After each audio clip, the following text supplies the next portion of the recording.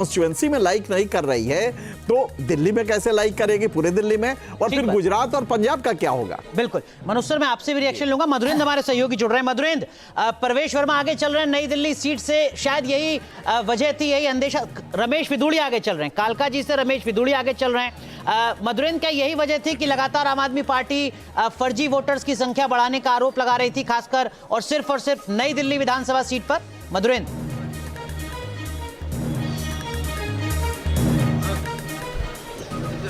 देखिए, बिल्कुल वोटर्स के साथ जो स्थितियां थी इलेक्टोरल रोल में, वो तमाम सवाल और विवाद बने, लेकिन इस वक्त बीजेपी के भीतर जो उत्साह है उसको दिखाने के लिए ज़रा हम यहाँ पर आप पहुँचे हैं।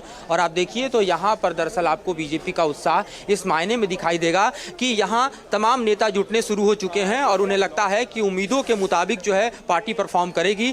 यहाँ पर आपको दिल्ली बीजेपी के भीतर के कुछ दृश्य दिखाते हैं, कुछ नज़ारे दिखाते हैं। यहाँ देखिए आपको प्लेट्स लगने शुरू हो चुके हैं और सुबह का जो माहौल आपको दिखाई दे रहा है उसको देखकर आप सहज अंदाजा लगा सकते हैं कि किस तरह से पार्टी उत्साहित है। यहाँ पर प्लेट्स और खास तौर पे आप देखिए तो यहाँ कैटरिंग के जो सामान है वो उतरने शुरू हो चुके हैं। हलवा आ चुका है, देखिए यहाँ पर बजट के हलवा के बाद बीजेपी को उम्मीद है जिस जीत की, उसका हलवा यहाँ पर आ चुका है, जिसे हम दिखाना चाहेंगे। पिछले हरियाणा चुनाव में जलेबी का काफी जोर था, जलेबी अभी शायद आनी बाकी है, हलवा से शुरुआत हुआ है। और यहाँ पर आप देख रहे हैं कि किस तरह से बीजेपी जो है वो पहले ही मानकर बैठी हुई है कि जीत उसके सेहरा उसके सर बंधने वाला है, जीत जो है वो उसके ही गले का हार बनेगी।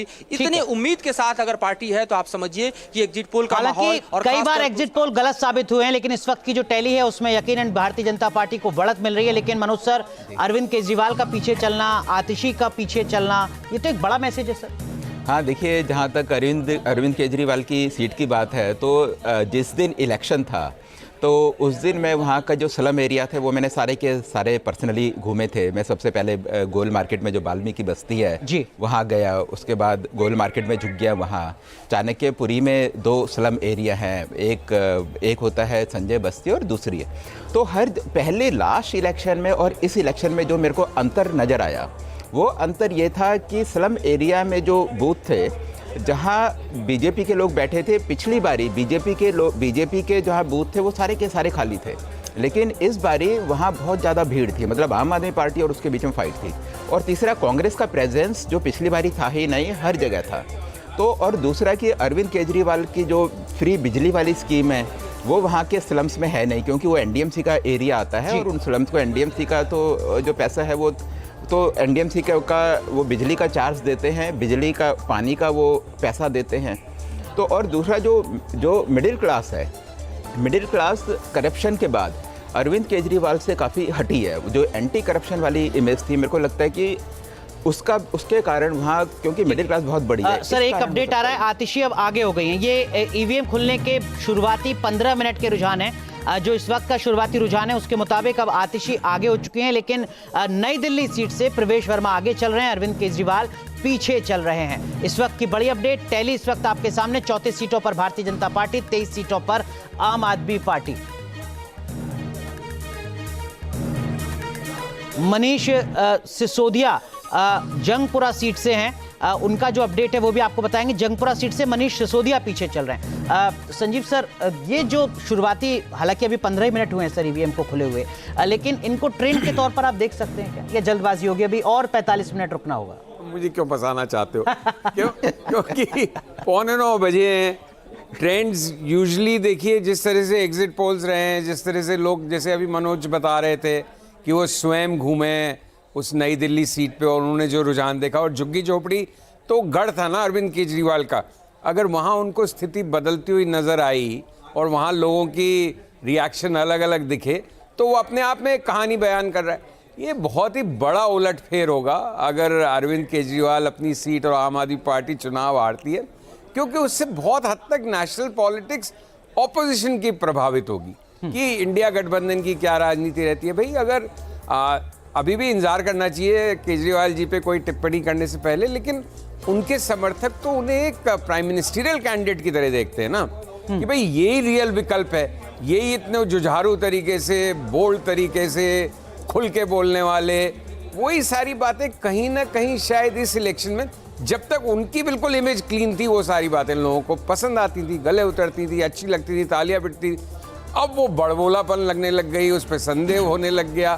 तो वो उस ढंग से इस इलेक्शन का महत्व एक्चुअली आम आदमी पार्टी को ही लेके सबसे ज्यादा है, उसी का भविष्य और उससे विपक्षी गठबंधन और रीजनल पार्टीज वीसा-वी कांग्रेस, ठीक है, ये सब जगह इसका असर पड़ेगा अगर ये रुझान नतीजों में परिवर्तित होते हैं तो। और अगर यही रुझान नतीजों में परिवर्तित होते हैं तो कांग्रेस पार्टी इस टैली को कैसे आंकेगी सर? भले ही हम 1 पर सिमटे हुए हैं, पर हमने आम आदमी पार्टी को डेंट पहुंचा दी। कांग्रेस 1% के 1 सीट भी नहीं जीते है, लेकिन आम आदमी पार्टी हारनी चाहिए उसके लिए। ठीक है। उसका मेन इसके अंदर ये लक्ष्य है कि आपको निपटाओ। आपने कितनी बुरी तरह निपटाया है कांग्रेस को, और कैसे कैसे आरोप लगाए और किन किन जगह जाके उनकी थाली में छेद किया है पॉलिटिकली जी। तो वो उनका मतलब कांग्रेस के लिए जीत है इनके सर ये? उस दिन एक एक्सपर्ट जुड़े थे जो कह रहे थे कि गुजरात में इसका असर देखने को मिलेगा। नहीं, बिल्कुल सही है, बिल्कुल सही है कि अगर अरविंद केजरीवाल पॉलिटिकली डिमोलिश होते हैं तो ये कांग्रेस के लिए, क्योंकि जो स्पेस उन्होंने खाया है वो कांग्रेस का ही तो खाया है। आप गुजरात में देख लीजिए, पंजाब में देख लीजिए, तो कांग्रेस का स्पेस खाया है, बीजेपी का नहीं खाया है, बल्कि बीजेपी का बढ़ता ही रहा है या रिटेन हुआ है। बल्कि यहां तक था कि लोकसभा में बीजेपी को उतने ही % वोट मिलते थे जितने इनको मिलते थे राज्य के चुनाव में।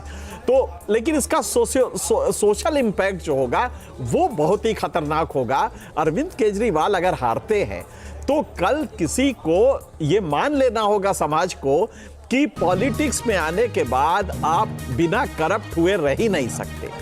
ये आप देखिए कि जिसका प्रोडक्ट है अरविंद केजरीवाल, एक करप्शन के खिलाफ जबरदस्त आंदोलन का, और जनता ने पूरी के पूरी तरह से भरोसा किया। तो आप कह रहे हैं ये करप्शन के खिलाफ मैंडेट है इस वक्त की जो टैली? बिल्कुल, ये सीधा सा है कि वो जो उनको था, एक औरत था कि भाई कुछ भी है अरविंद केजरीवाल। करप्शन तो सर इंडियन पॉलिटिक्स का शाश्वत नियम है। हाँ, नहीं, लेकिन यही था ना कि आप याद करिए वो जनता का जो उफान था अन्ना हजारे के आंदोलन के बाद, लगता था पूरे देश में। लेकिन मुझे लगता है कि उसके बाद जो फ्रीबीज था, इसकी सेल्फ लाइफ बहुत कम होती है। अगर उसने ले लिया 3-4 साल ले लिया तो मान लेता है कि शाश्वत है, इसका कोई असर नहीं। लेकिन करप्शन का जो ये बीजेपी ने हिट किया है अरविंद केजरीवाल, और ये अरविंद केजरीवाल पे ज्यादा असर करता है क्योंकि उनको जनता ने ये मान के किया था, ये जयललिता पे नहीं करेगा, लालू पे नहीं करेगा, क्योंकि वो दूसरे फैक्टर से आ रहे हैं। लेकिन अरविंद केजरीवाल तो प्रोडक्ट ही इसी का थे। ठीक है, श्रीवास्तव जी आम आदमी पार्टी के कुछ कहना चाह रहे हैं, मैं बाकी जो पॉलिटिकल पार्टी के प्रवक्ता हैं उनका भी रुख करूंगा। श्रीवास्तव जी, ये करप्शन का आरोप ले डूबा क्या आम आदमी पार्टी को?